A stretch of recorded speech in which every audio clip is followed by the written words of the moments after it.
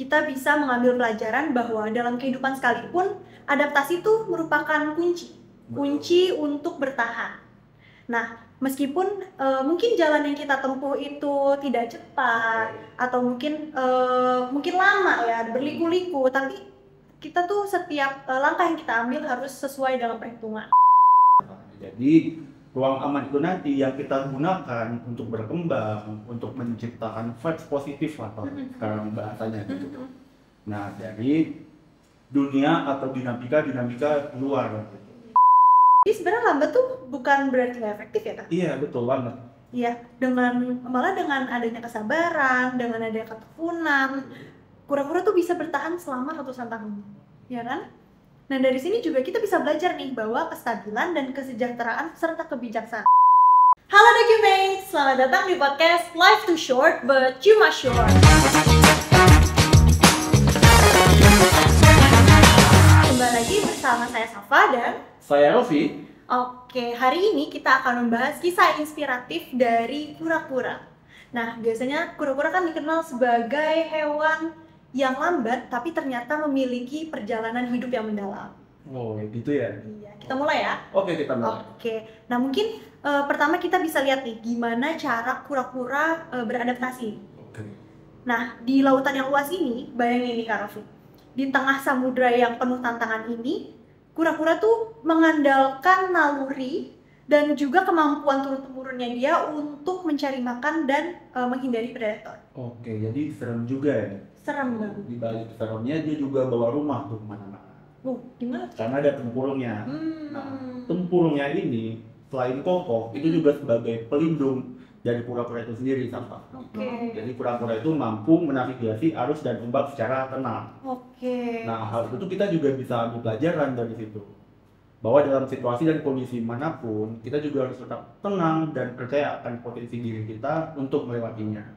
Oke, betul banget. Aku setuju ya, Kak. Kita bisa mengambil pelajaran bahwa dalam kehidupan sekalipun, adaptasi itu merupakan kunci untuk bertahan. Nah, meskipun mungkin jalan yang kita tempuh itu tidak cepat atau mungkin lama ya, berliku-liku, tapi kita tuh setiap langkah yang kita ambil harus sesuai dalam perhitungan. Oh, oke, bagus banget. Mendalam Terus, banget ya. Betul. Jadi di awal saya sempat mention kalau kemana-mana kura-kura itu selalu bawa rumah. Gitu Betul. ya. Itu ya, itu tempurungnya. Tempurung. Nah, sekarang yang akan kita bahas yaitu bagaimana kura-kura itu menciptakan kenyamanan di rumah dia sendiri. Gitu, itu tempurungnya gitu. Tempurung itu bukan hanya tempat perlindungan, tapi sebagai ruang pribadinya kura-kura untuk menyimpan semua pengalaman dia dan identitasnya. Oke, iya sih Kak, bener ya Kak. Jadi yang aku lihat tuh setiap lekukan pada tempurung kura-kura tuh biasanya membawa cerita tersendiri. Nah, sama seperti kita nih, yang sebenarnya tuh kita memiliki ruang pribadi, baik dari ruang fisik maupun emosional. Yang dimana kita tuh pastinya di dalam rumah tuh biasanya kita ngerasa aman ya. Iya, kita merasa aman dan juga nyaman dalam menghadapi dunia-dunia luar. Oke, betul. Nah, sekarang kita masuk ke pesan apa sih yang bisa kita ambil dari rumah kura-kura tersebut gitu. Gimana tuh Kak? Nah, kalau dari diri kita sendiri, kita juga harus mempunyai atau menciptakan ruang aman untuk diri kita juga. Gitu, jadi ruang aman itu nanti yang kita gunakan untuk berkembang, untuk menciptakan vibes positif lah kalau sekarang bahasanya gitu. Nah, dari dunia atau dinamika luar. Setuju banget ya. Oke Kak, tadi udah bahas tentang adaptasi, terus rumah. Betul. Tapi ada satu aspek lagi nih Kak, menurut aku menarik dari Satu lagi. Ada satu lagi. Ada apa tuh? Kita bahas aspek paling menarik dari kura-kura, yaitu kura-kura kan dikenal sebagai hewan yang lambat nih Kak. Iya, betul. Nah, pun begitu, tapi ternyata kura-kura tuh mampu bertahan hidup dengan umur yang panjang kan? Waduh. Ya kan, bener dong. Itu saya setuju banget. 100 tahun, 150 kan. Betul. Bener-bener panjang banget umurnya ya. Sangat terkenal dengan binatang yang memang jangka waktunya itu lama, lifetime-nya itu biasa kayak. Betul. Jadi tepat sekali sampai ini. Dia selain tidak terburu-buru, mereka itu menunjukkan bahwa kecepatan itu bukan segalanya. Betul banget. Kayak dalam hidupnya kayak Safa sekarang gimana nih kesibukannya? Kesibukannya tiap hari kantor, pulang, jalan-jalan, hangout sama temen. Tapi biasanya tiap hari macet-macetan juga kan. Macet-macetan gitu. Iya. Jadi kita tuh nggak bisa menikmati prosesnya kita nggak bisa melangkah secara perlahan seperti kura-kura. Jadi kita kurang menikmati setiap momennya. Lagi Kak, kita yang biasa setiap hari berjibaku di jalanan, Nah, betul jalan sekali. macet total, pengen buru-buru sampai kantor. Biasanya emang kita suka lupa ya, suka Betul. lupa kalau bisa ternyata tuh take a step back kalau Nah. ataupun kita jalan pelan tuh sebenarnya betul Betul. dibutuhkan juga. Nah, itu adalah proses yang sangat indah kalau kita rasain.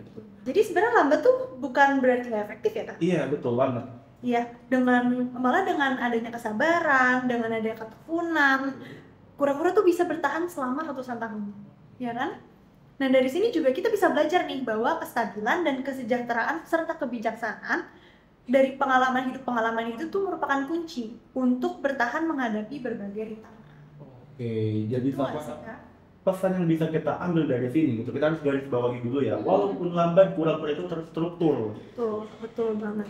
Jadi setiap langkahnya tuh meskipun perlahan, itu memiliki tujuan yang sangat mendalam gitu. Jadi walaupun pelan dia terstruktur gitu, dan konsisten kalau selalu kita bilang. Maknanya dalam banget ya. Dalam banget. Jadi nggak apa-apa pelan tapi tetap harus terstruktur, tetap harus tahu tujuan kita kemana. Betul banget. Setuju ya Kak. Oke teman-teman, mungkin itu tadi pembahasan yang sudah kita lakukan nih terkait dengan kura-kura. Dari sini kita bisa melihat ada 3 pelajaran berharga yang bisa kita ambil nih dari kura-kura. Yang pertama, adaptasi cerdas di lautan kehidupan. Yang kedua, menciptakan kenyamanan dari dalam diri. Serta yang ketiga, menghargai setiap momen meskipun dengan langkah yang lambat. Terima kasih telah mendengarkan podcast Less Too Short But You Must Show. Kami berharap diskusi ini bisa menginspirasi kalian untuk menemukan kekuatan dan kedamaian dalam diri kalian masing-masing.